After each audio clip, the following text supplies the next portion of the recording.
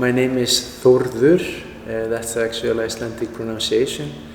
It's an Icelandic name. It's a very old Icelandic name, and it is derived from the Norse mythology and the name of the thunder god Thor.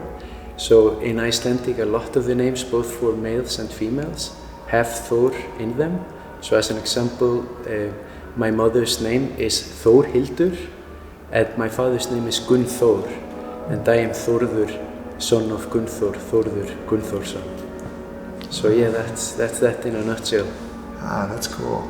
Now, what if you think back to like all of your life's history, and like even from being a kid, is there a time when this idea of helicopters first came into your life, or a first experience? It's a great question that me myself I've been trying to answer it actually, because I don't think it was like a burning dream as a kid to become a helicopter pilot. It wasn't really something that I thought of like that. I just thought helicopters were cool. I remember having a toy helicopter. I once built a wooden helicopter that I used to play with. And then, life kind of just happened. I grew up in Iceland and went abroad as a pretty young person. I was 17, 18 when I moved to France. Then I go back to Iceland for a couple of years, then I moved to Spain, then I found myself in Germany and kind of just reacting to life. And then you hit a certain age when you realize that, the clock is ticking and time goes by, and that's really the time to think, what do you really want to do, and how do you see yourself spending the next couple of years and hopefully decades.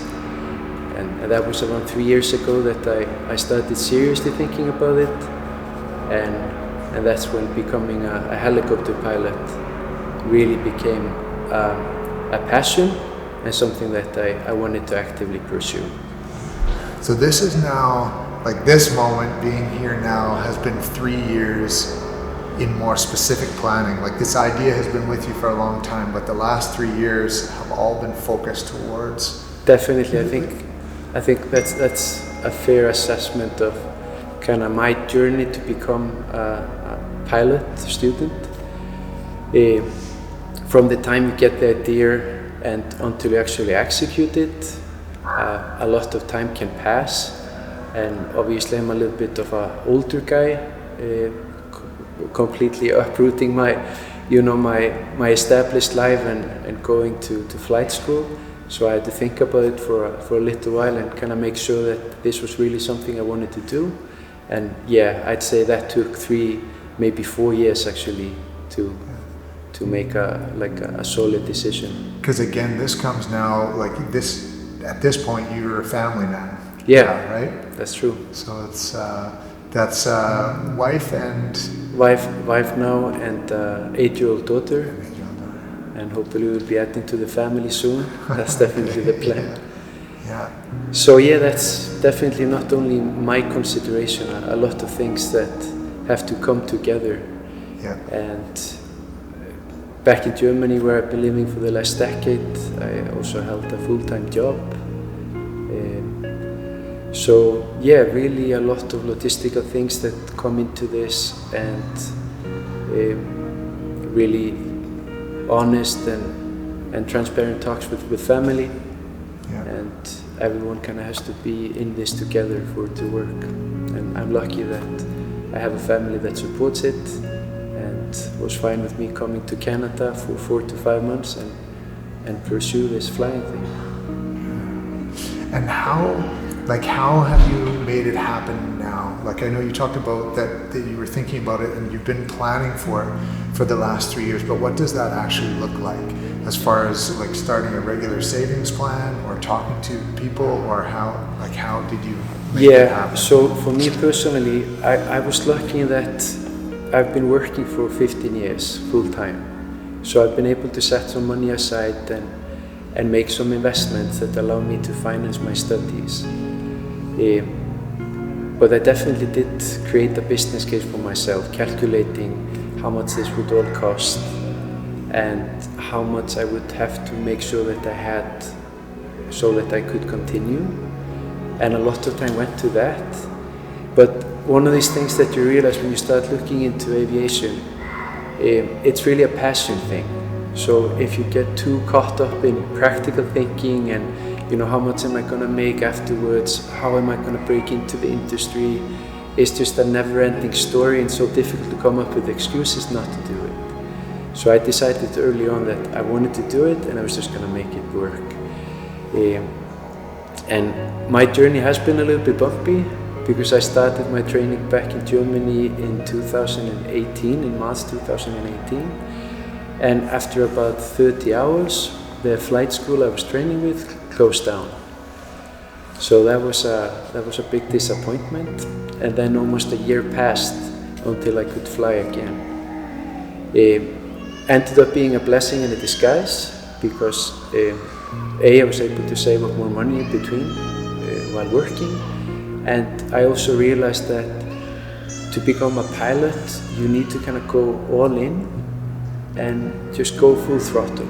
Because the training that you did before then, in the last couple of years, that wasn't full time, like you were still working during that time? Yeah.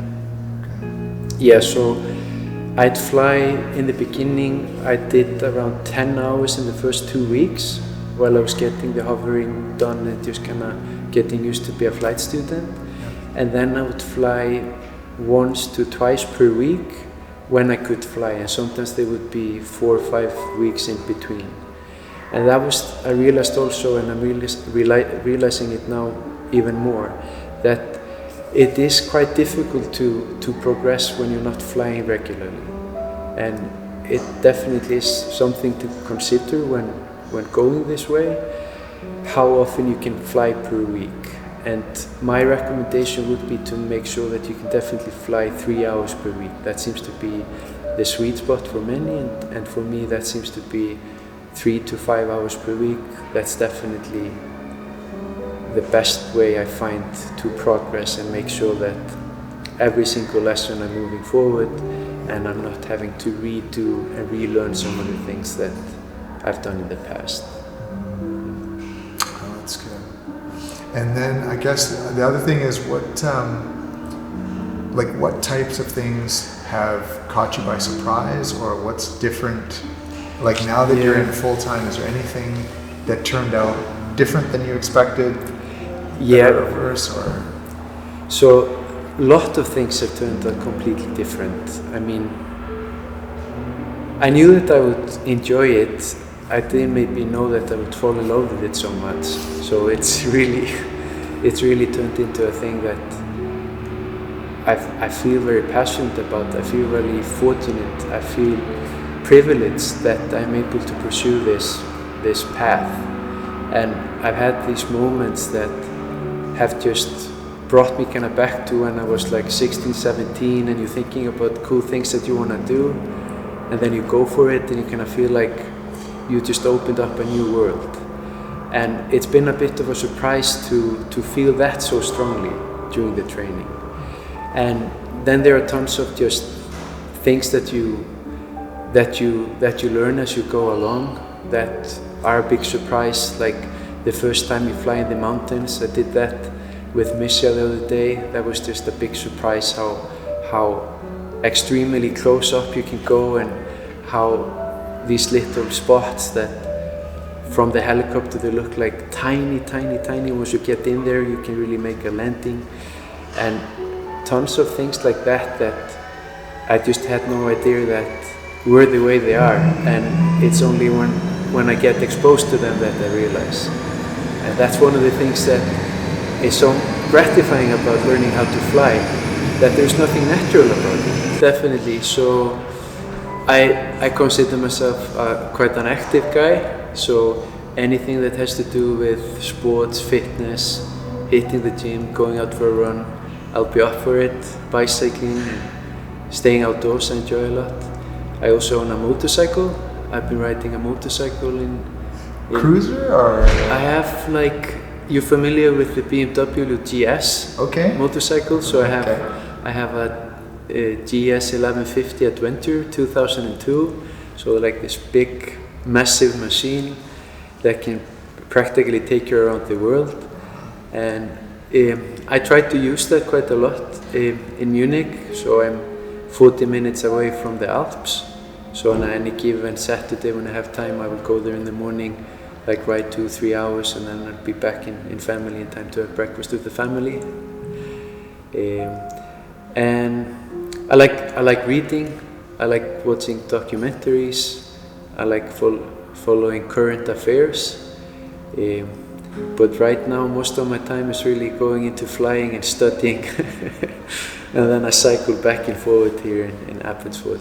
Definitely, like what I'd say, because I think a lot of people have the dream of going into flight school and learning how to fly. And I think a lot of people my age, so I'm 37 now, I'm born in 1982, so I'm definitely older than most of the students here. So maybe from my perspective, if there's anyone out there that has always been thinking about learning how to fly and really feels in their heart of hearts this is something that they want to do, just definitely encourage them to go and investigate and set up a plan so it can become a reality. And many of the things that I was worrying about in the beginning, like am I too old, does it make sense that I'm spending all of this money, am I crazy doing it, it all kind of dissipated like 6 weeks into my training, once I realized how much I enjoyed it and just how cool of a challenge it is to learn how to fly a helicopter. And it's been so gratifying that now I'm definitely not viewing this experience in terms of a business case or in terms of a job I have to get or in terms of a path I have to follow so that I can get into X or Y or whatever. I'm just really enjoying every second of it.